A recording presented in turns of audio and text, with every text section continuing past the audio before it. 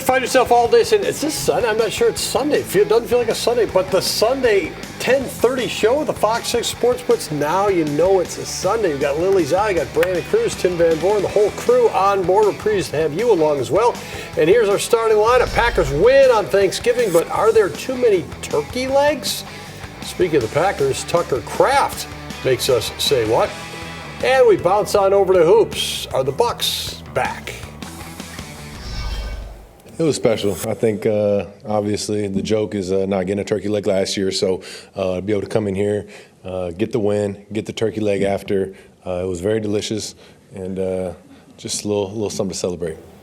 There was a whole lot of celebrating going on after the Packers beat the Miami Dolphins. There were a lot of turkey legs there to be had. The Packers were jumping in on it. That had been one of the storylines leading into the game. Well, what about Jordan Love's turkey leg? What about Jordan Love's turkey leg? I don't think it bothered Jordan Love all that much, but it played out perfectly for the Packers. It did. And when you see him get that and be able to kind of enjoy that moment on national television and then with you guys in the room there afterward, it showed kind of what it meant. Like you said, it didn't mean a whole lot leading up to it. What meant most to them was getting the win and getting it convincingly, and that's something they did, and it was very complimentary football throughout, and you have to give Jordan Love credit because he took advantage of all the opportunities he had in this one, and again, no turnovers. Clean. That's what you get. I mean, that's what the turkey was from the chef's table in Milwaukee. Very clean. And Jordan Love was clean, and that's critical.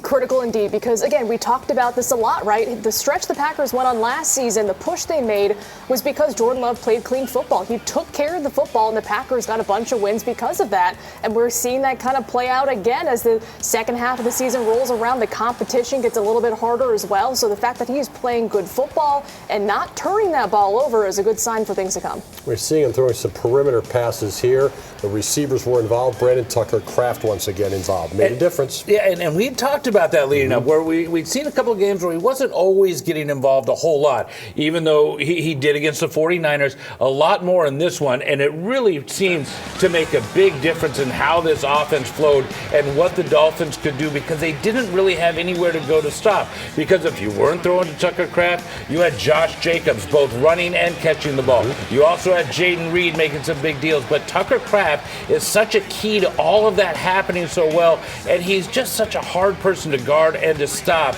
and the Packers took full advantage against the Dolphins by using Kraft in key moments. Absolutely. We've described it a little bit as the heartbeat of the team because of the way he plays. Not necessarily he's the main weapon, but because of the way he plays. Right. I really do think it's catching on, no question. We see the tight ends this year playing a big role, but those perimeter receivers shored up what they were doing as well, Lily, and that's where Jordan Love looks first. Exactly, and he wants those guys to make catches, and I like the fact that, while there could be a drop or two, they go back to these guys to get them more in rhythm with the offense, and that's what you like to see. And the fact that these guys are making catches certainly helps, and, they will miss Romeo Doubs, depending on when he does come out. He's still in protocol. Still in the concussion protocol, but he's got those money down hands, or those money hands on those money downs, and so the Packers certainly didn't miss him, but those other guys did step up, and that's what they're going to need moving forward.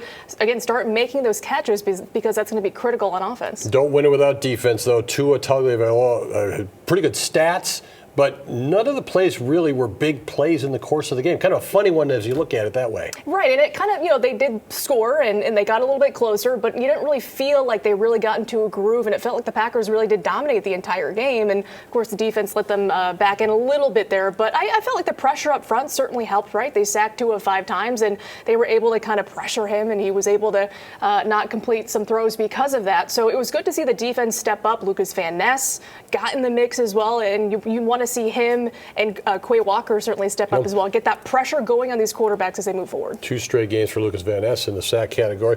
Brandon, the Packers are going to step up in class, though, this Thursday night against the Lions. And it's a much different team. Even though there's a prolific offense with Miami, it's not what they're going to get with Detroit. Detroit is just powerful all the way around on offense when you look at what they can do. Because they have Jared Goff, because they have 2 running backs, because they have a great tight end, because they have great wideouts.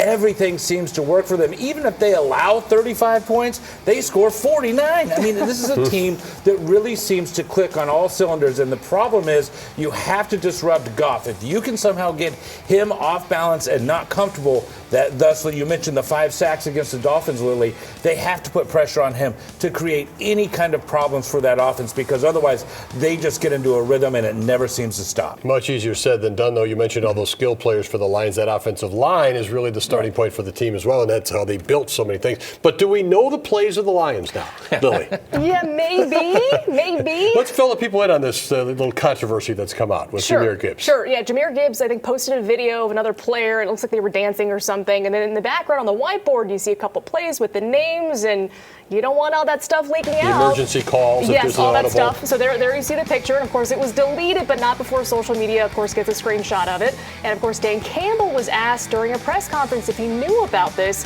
He obviously didn't, answered it, and then obviously left the press conference. Is there anything, Who's that? I believe Gibbs posted a photo of Jefferson with a bunch of, lingo on the whiteboard in the running back room behind him. Oh, I didn't know that. Did not know that. Okay. Yeah, I need to check on that then. Did not know that. Yeah, I'd rather our stuff not be out there. Thanks.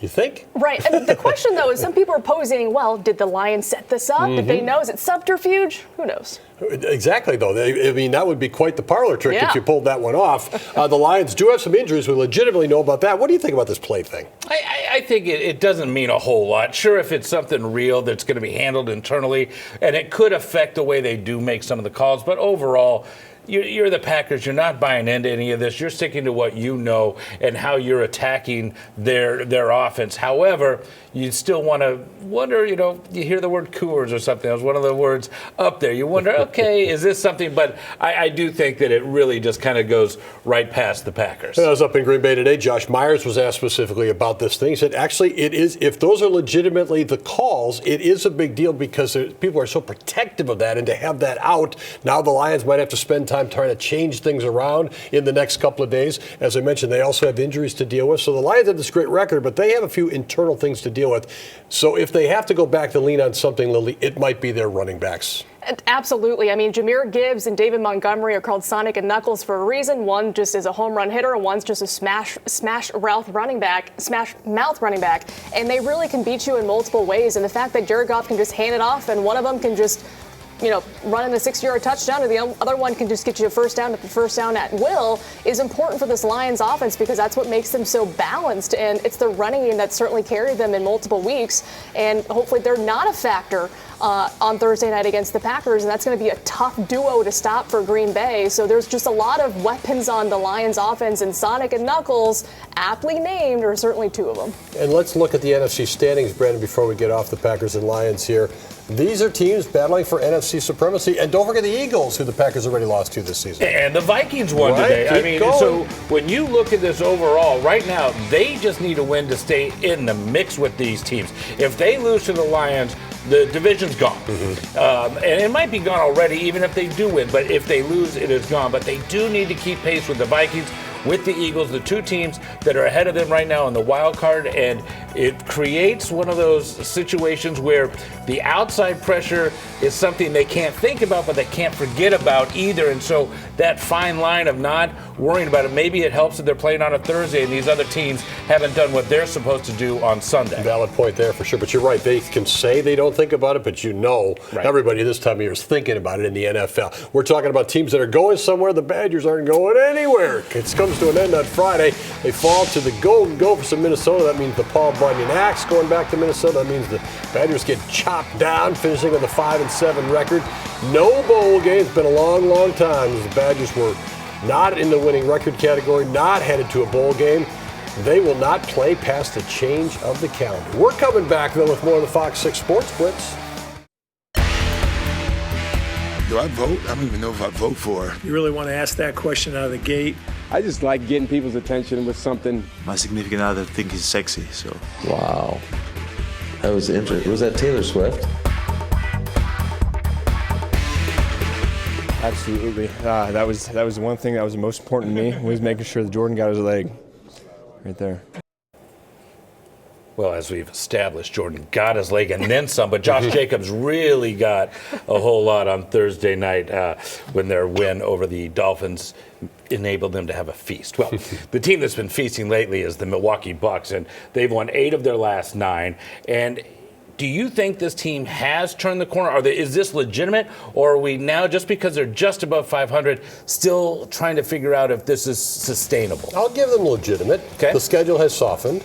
The one game they did lose in there was questionable anyway, so they could have even a longer winning streak going. They're playing their main guys a lot of minutes, which I'm always worried about in November, but I think they had to get back up above the break-even level. So I give them legitimate. I think they're playing well. They're playing much better defensively and sharing the ball the way a team should share the ball. And how big is it that Damian Lillard really kind of led the way in Miami when they really had a big league? It shrunk, yet he was able to help secure that win down there on the road. I think that was massive because, again, you bring Damian Lillard into a franchise like this for that reason. You want him to guide them to a win, and you want them to win these games if Giannis doesn't play, and that's exactly what they did. And Dame, obviously, a massive part of that, but I think he's getting more comfortable running the offense, and him and Giannis are gaining that chemistry, and it's even better in year 2 together. So Dame's ability to generate points and just to run the offense has really been invaluable for this team. And Giannis almost had a full week off, and he comes back with a triple-double on Saturday.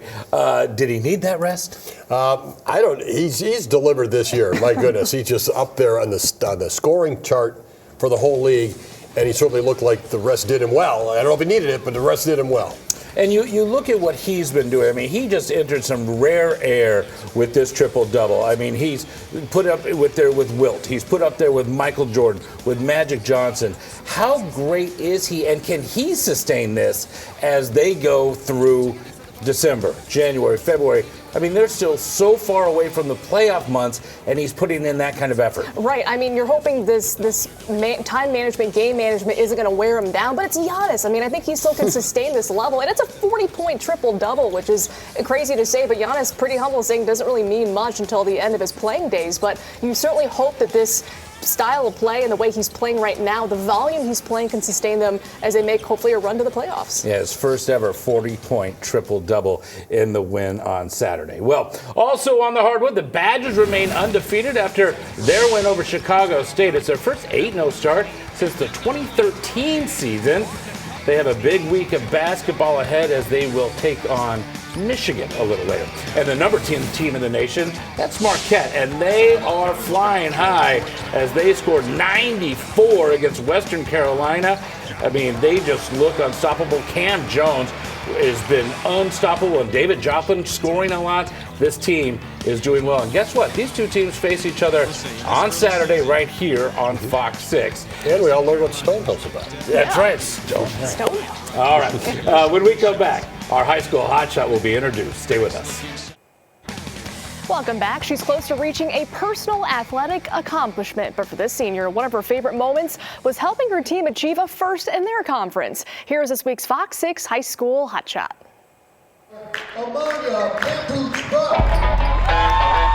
Hi guys, my name is Amania Pampuch-Buck. I'm a senior at Milwaukee School of Languages and I play basketball. I started playing basketball around 2nd grade, I want to say, when my parents decided to put me and my siblings in Milwaukee Rec.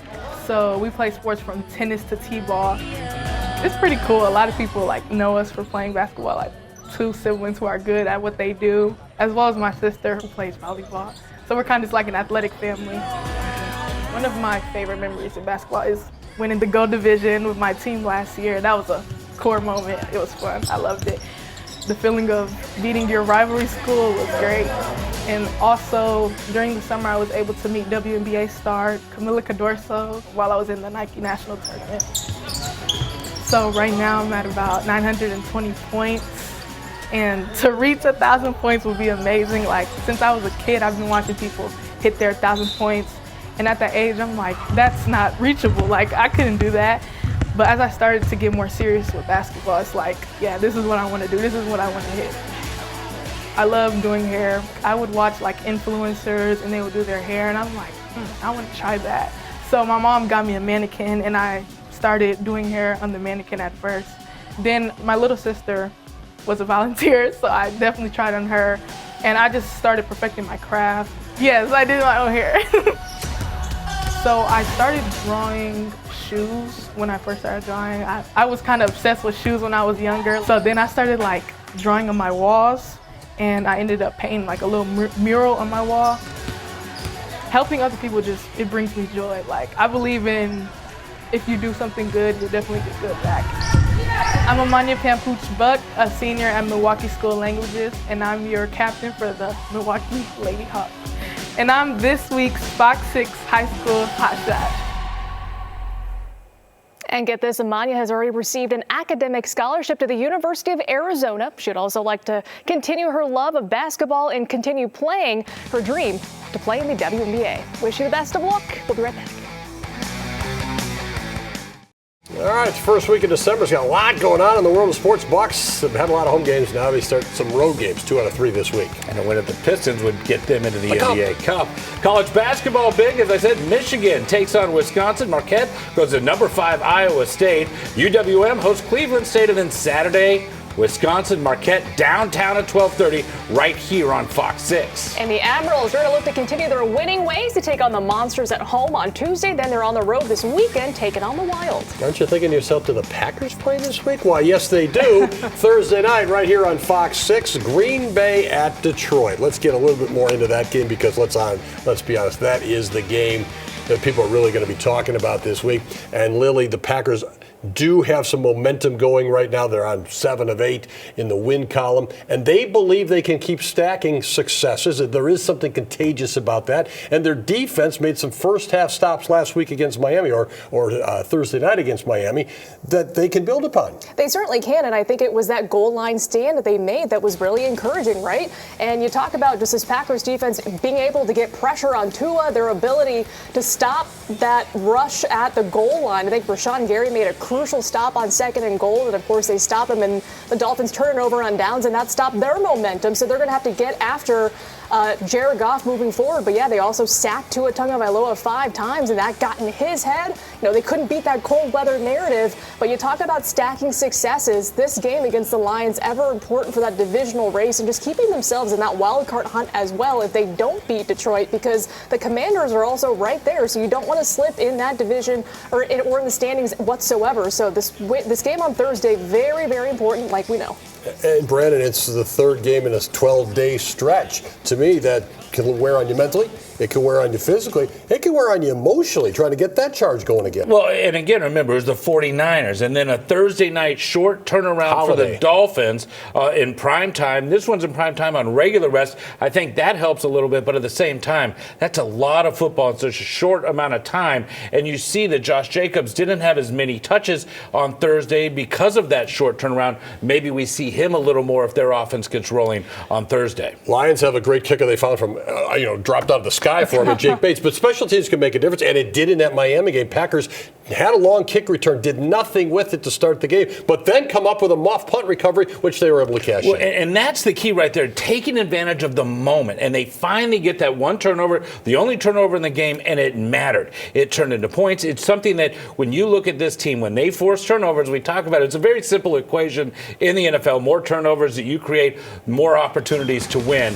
This team has always proven that if they get more, they win these games, and that's something they've got to try to do at Ford Field. And it's Robert Rochelle who gets on that ball, Lily. And Robert Rochelle is a player who has limited snaps. This is his chance to make a play. This is what guys on winning teams do. Right, and again, you make the most of your opportunity. He got an opportunity, and he made the most of it. And of course, he was playing with a heavy heart. Matt LaFleur talked about it after the game. He was dealing with some personal tragedies this past week, but came into the game and played 100%. And I love the fact that he was the only guy who got a game ball after the game. You could tell just how much it meant to him. He was very emotional, saying, I obviously came to play for you guys. And I love the fact that Keyshawn Nixon said, we love you too. And I'm banking on somewhere along the lines that Darius Smith's going to be down hurt. And he's going to get up and hobble off to the sideline. He's going to be back in the next play. A lot to look forward to. Zadarius Smith is with the Lions now, though, and the Packers do respect him, and he's a bit player. They signed Jamal Adams to their practice squad. Lions trying to make a run here with a lot of injuries coming up with their defense. Exactly. So, should be a great week. We appreciate you capping off this week with us. For Lily and Brandon, I'm Tim. Fox 6 Sports Blitz taking into a frigid December. Stay in to watch some dome football on Thursday night.